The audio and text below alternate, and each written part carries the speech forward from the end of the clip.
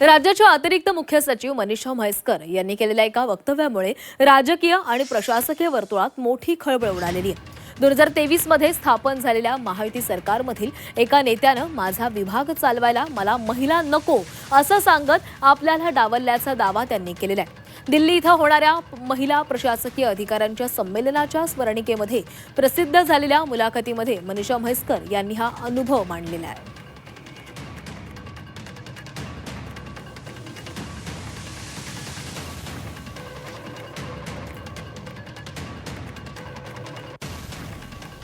खरं तर महिला पुरुष भेद अत्यंत पुसट झालेले आहेत।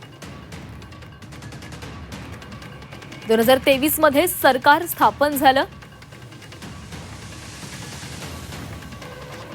तेव्हा माझ्या खात्यासाठी मला महिला सचिव चालणार नाही अशी भूमिका एका मंत्र्यांनी घेतली होती। हे धक्कादायक होतं।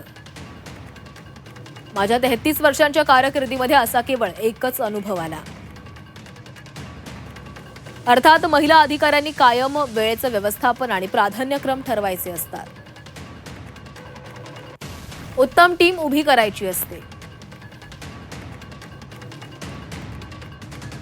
प्रशासकीय यशाचं रहस्य तुमचं टीमवर्क किती चांगलं करता यावर अवलंबून असतं। विविध समाज माध्यमांवर सक्रिय असण्याचं कारण मला व्यक्त व्हायला आवडतं।